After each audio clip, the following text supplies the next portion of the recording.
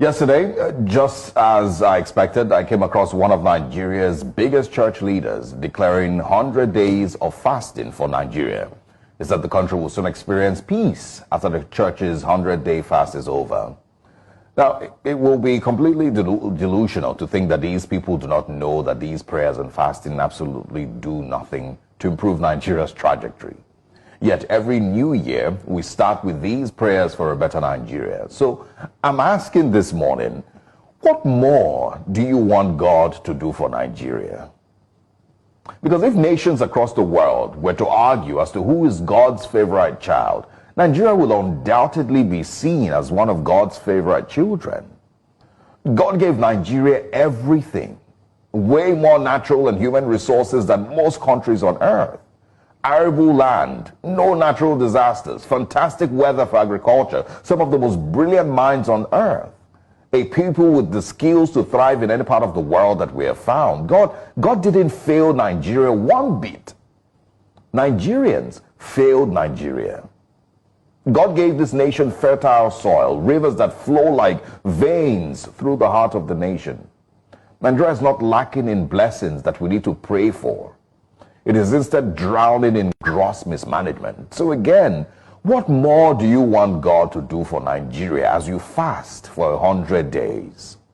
What more is God meant to do for our country?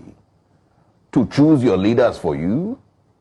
To help you jail your corrupt politicians?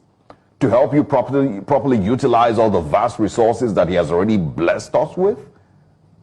There's almost no nation on the continent that should have been at par with Nigeria in development and quality of life for its citizens. If you think about just the wealth we should have from oil alone, take a look at what other countries have done with their own oil wealth. Think of what the Niger Delta alone could look like if we managed our resources better. So stop praying to God to bless Nigeria.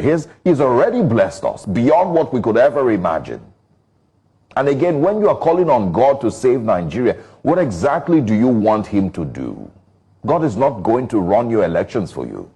He's not going to run your justice system for you. He will not create a better constitution for Nigeria. All of those things were left for you to handle as Nigerians, the best that you could. But instead, we've allowed the worst to rule over us. We've placed tribe and religion over prosperity as a nation. We've allowed the destruction of our institutions by our fellow citizens. God didn't abandon Nigeria. Nigerians instead have laid our bed this way, and so we must lay on it. Your National Assembly members are singing on your mandate, we shall stand. One state governor cannot read his own budget figures. One state governor paid his children's school fees till graduation and is currently being welcomed home like a hero. Where do you want God to step in here? If your governor can't read his own budget figures, what do you want God to do in a situation like that? Again, we have laid our bed. Let us lie on it. Good morning, Nigerians.